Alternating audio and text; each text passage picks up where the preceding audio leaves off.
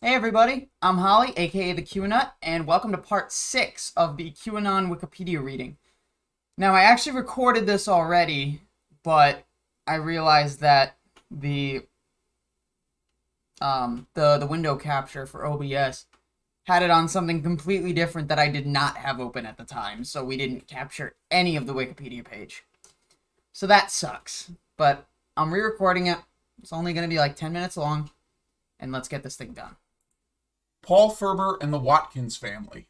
Since the Q trip code was uniquely verified by 8chan's server and not reproducible on other image boards, and Q did not have another means of communication, Q was not able to post when the website went down after the 2019 El Paso shooting.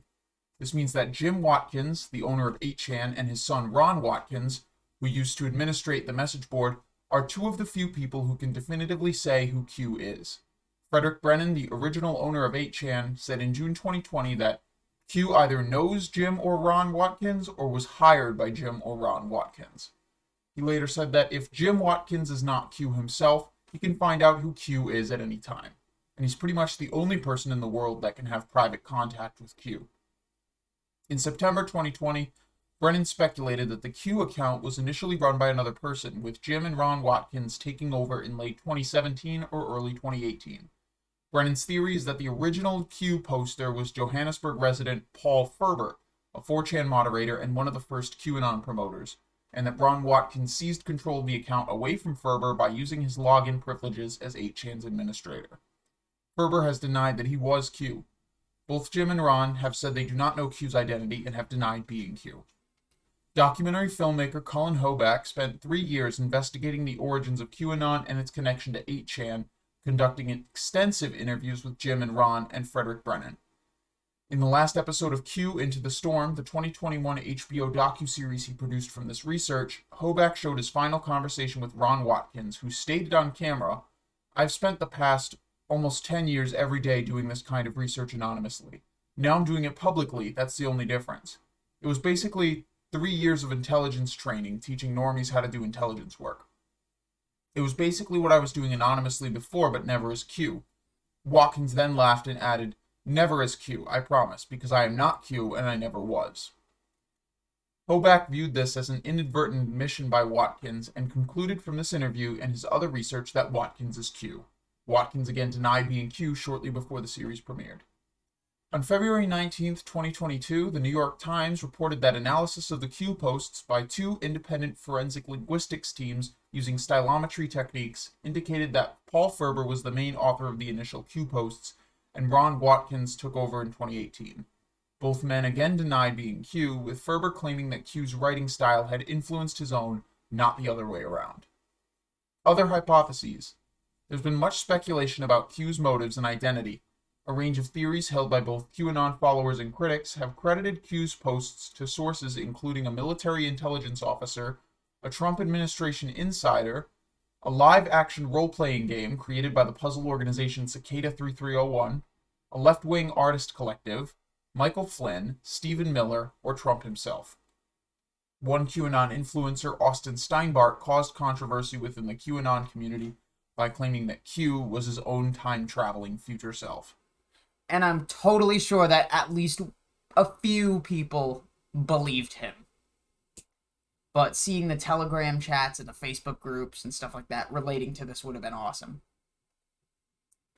Slogans and vocabulary. The spread of QAnon has been accompanied by a series of slogans, catchphrases, buzzwords, and hashtags that helped boost its popularity and online presence. Terms like the cabal or the storm, and Q's recurring phrases like trust the plan or enjoy the show, are among the most popular. Q's drops are also known as crumbs. Q's use the term, or breadcrumbs. In turn, followers of the conspiracy who analyze these posts have called themselves bakers, who assemble the crumbs to make dough or bread as they weave the clues into a better understanding of the narrative. That's not how you make bread. You don't take the crumbs and then bake them together to get the bread or the whole picture. Because you're just going to end up with some Frankenstein monstrosity that is completely worthless, such as QAnon. One early rallying cry among QAnon followers was "Follow the White Rabbit." A popular QAnon slogan is "Where we go one, we go all," frequently abbreviated as WWG1WGA, first used by Q in April 2018. The phrase "do your own research" or "do the research" encourages people to look for clues that will confirm QAnon narratives. That's confirmation bias. Q sent me has been a declaration of allegiance to Q. Other common phrases in QAnon parlance include white hat, a Trump supporter, black hat, someone in league with the deep state, great awakening, the point at which the public wakes up to the truth, red pill, taking the red pill means achieving QAnon awareness, or sheeple, a disparaging term for people who believe the mainstream media narrative and not QAnon. 17anon has sometimes been used as an alternative spelling of QAnon, Q being the 17th letter of the alphabet and a way of circumventing social media algorithms. So this SUV, with a reference to the Matrix saying, "Wake up, you're in the Matrix, WWG1WGA." And why am I not surprised that he has an America Punisher skull? It seems like so many conservatives, one of the stereotypes for conservatives is having a Punisher decal. And then they're all like, "Oh, well, Disney is pedophiles." Then why do you have one of their properties on your car? Derivative elements. As it incorporates elements from many other conspiracy theories, QAnon naturally displays similarities with previous narratives, imagery, and moral panics, whether political or religious in nature.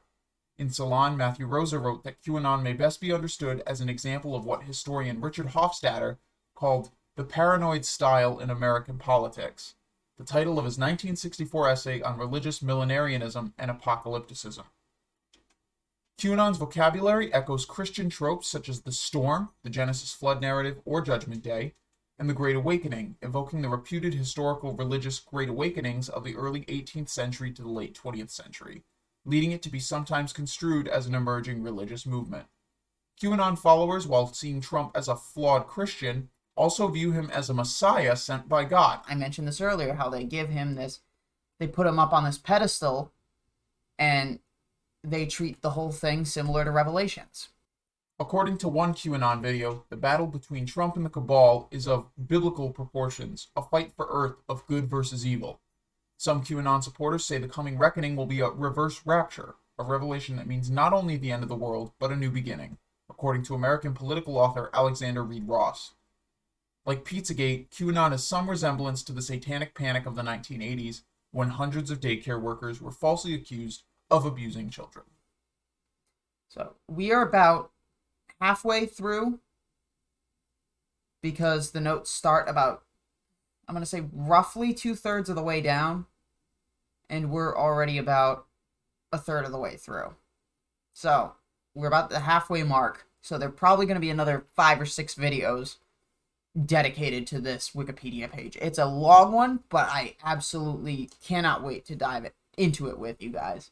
As usual, like the video if you like it, dislike if you don't, comment with your feedback or questions, good, bad, or sideways, and subscribe to be kept up to date on future content. I'll put the usual links in the description, including the Q-ANut Discord, the Scientology Discord, and the Scientology channel.